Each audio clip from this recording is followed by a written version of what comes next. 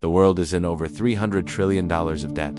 That's more money than actually exists. So here's the question. If everyone is in debt, who owes who? And more importantly, why isn't anyone panicking? In this video, we're breaking down one of the biggest financial paradoxes in history. Because this isn't just about numbers, it's about how the entire system actually works, and why it might be more fragile than it looks.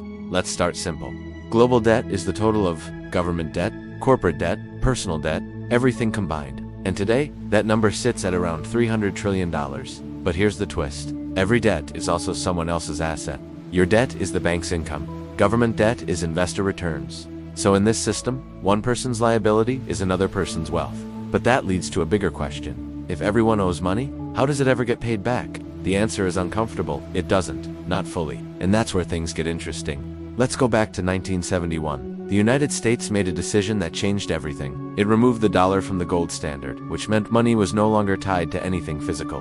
From that moment on, money became easier to create, debt became easier to issue, and economies began to grow on borrowing. Because in the modern system, debt fuels growth. No debt, no spending, no growth. But here's the catch. This system needs constant expansion. If new debt stops, growth slows down, jobs disappear, the system tightens. So instead of paying off debt, we roll it over. Old debt gets replaced with new debt. The system isn't eliminating debt, it's buying time. So why isn't anyone panicking? Because the system has three hidden stabilizers. 1. Inflation. Over time, money loses value, making debt easier to handle. 2. Growth expectations. Future growth makes debt look manageable. 3. Central banks. When things go wrong, they print money and inject liquidity. In other words, the system runs on one core belief. Tomorrow will be better than today. But what if it's not? What if growth slows down? What if inflation gets out of control? What if people lose trust because the moment trust breaks, debt stops being manageable and starts becoming a crisis? The truth is, we're not just living in a world with debt, we're living in a system built on debt.